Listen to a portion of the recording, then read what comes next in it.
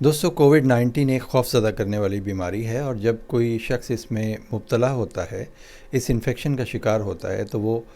عمومی طور پر بہت سے سوالات ہم ڈاکٹر لوگوں سے پوچھتا ہے۔ ہمارے بہت سے مریض ہمیں کال کر کے بتاتے ہیں کہ جی اس وقت ان کا کووڈ کا ٹیسٹ پازیٹیو آ چکا ہے، اور کچھ مریض اس حوالے سے میں نے دیکھا ہے بہت خوف میں مبتلا ہوتے ہیں، خاص طور پر ایسما کے یعنی دمے کے جو مریض ہیں،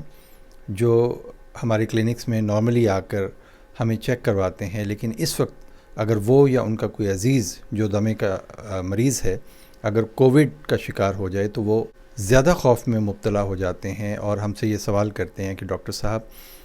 مجھے چونکہ پہلے سے دمہ بھی تھا، میں ایزما کا مریض تھا، اور اب مجھے کووڈ کی انفیکشن ہو گئی ہے، تو کیا یہ میرے لیے جان لیوا ہوگی؟ دمے کی وجہ سے میری کووڈ کی بیماری بہت زیادہ بگڑ تو نہیں جائے گی؟ تو اس سلسلے میں عرض کرتا چلوں کہ اب تک کی جو سٹڈیز ہیں وہ یہ بتاتی ہیں کہ تمام سٹڈیز کے مطابق کوئی ایسا ثبوت نہیں مل سکا، اور نہ ہی یہ ڈاکومنٹری پروف ہے، نہ ہی یہ پبلش ہوئی ہیں ایسی کوئی سٹڈیز جن میں یہ بتایا گیا ہو کہ جن مریضوں کو الرجک ایسما ہے، یعنی الرجی کی وجہ سے دمہ ہے، جو کسی خوشبو سے، کسی دھوئیں سے، پرفیوم سے، گرد مٹی سے، اور اینیمل ڈینڈر سے، پیٹس کی وجہ سے ہونے والا ایسما، یعنی جس کی وجہ الرجی ہو۔ الرجک ایزما کے جو پیشنٹس ہیں ان کو اگر کووڈ ہو جائے تو اب تک کی سٹڈیز یہ بتاتی ہیں کہ کووڈ کے بگڑنے کے کوئی امکانات ایزما کی وجہ سے نہیں ہوتے، یعنی دمے کی وجہ سے اگر دیکھا جائے تو کووڈ کی بیماری نہیں بگڑتی۔ ہاں، اگر ان کا امیون سسٹم کمزور ہے اور وائرل لوڈ بہت زیادہ ہے جس وقت ان کو انفیکشن ہوا، تو اس کے بارے میں کچھ نہیں کہا جا سکتا، لیکن اگر یہ کہا جائے کہ دمے کی وجہ سے کسی شخص کا کووڈ بگڑ گیا، یہ کہنا مناسب نہیں ہوگا۔ کچھ سٹڈیز یہ بتاتی ہیں کہ جو نان الرجک ایزما ہے اس میں اگر کووڈ کی بیماری ہو جائے تو شاید کووڈ کی بیماری کے بگڑنے کے چانسز زیادہ ہوتے ہیں، لیکن میں دوبارہ واضح کر دوں کہ نان الرجک ایزما کے پیشنٹس بھی اس لیے پریشان نہ ہوں کیونکہ جتنی بھی یہ سٹڈیز ہیں وہ یہ بتاتی ہیں کہ نان الرجک ایزما میں اگر کووڈ کی بیماری شدت اختیار کی ہے تو اس میں یہ واضح نہیں تھا ان سٹڈیز میں کہ کیا ان پیشنٹس کو COPD تھا، جسے کرونک obstructive pulmonary disease کہتے ہیں، یا وہ پیشنٹس اوبیز تھے، کیونکہ COPD اور اوبیسٹی یعنی موٹاپا یہ رسک فیکٹر بہرحال ہیں،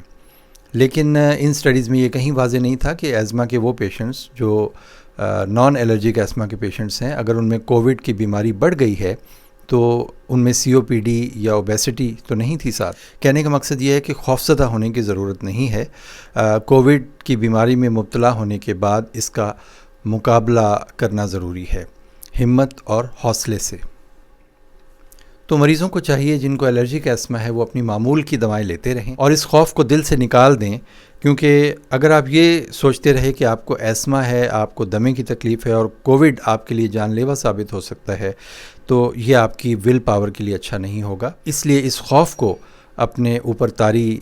مت کریں، اس خوف کو اپنے اوپر حاوی مت ہونے دیں اور اپنی دوائیں جاری رکھیں۔ اگر آپ انہیلر استعمال کر رہے ہیں تو آپ پراپرلی اس کا استعمال کرتے رہیں، بیماری کے دوران بھی، کووڈ انفیکشن کی کوارنٹین پیریڈ کے دوران بھی آپ انہیلر استعمال کرتے رہیں۔ اگر آپ نیبولائزر استعمال کرتے ہیں تو اپنی دوائیاں نیبولائزر کے ذریعے لیتے رہیں۔ ہاں، ایک چیز اس میں بتانی ضروری ہے کہ اگر آپ اورل میڈیسن کو ایسما کی لے رہے ہیں تو وہ ضرور اپنے ڈاکٹر کو بتائیں، کیونکہ بہت سی اینٹی بایوٹکس کا ایسما کی اورل میڈیکیشن کے ساتھ کچھ ڈرگ انٹریکشنز ہوتے ہیں جو کہ آپ کا ٹریٹنگ فزیشین ہے اس کے لیے جاننا ضروری ہے۔ میرا خیال ہے کہ یہ سوال بہت سے دوست پوچھ رہے تھے، کچھ مریضوں کی بھی مجھے فون کالز موصول ہوئیں، تو میں نے ضروری سمجھا کہ میں ایسما کے مریضوں کو، خاص طور پہ الرجک ایسما کے مریضوں کو یہ بتا دوں کہ اگر وہ کووڈ کا شکار ہوتے ہیں تو اس سلسلے میں گھبرانے کی ضرورت نہیں ہے کہ آپ کا ایسما آپ کو خدا نخواستہ کووڈ کی کسی سیویرٹی کی طرف یا شدت کی طرف لے جائے گا۔ اپنا بہت خیال رکھیے گا۔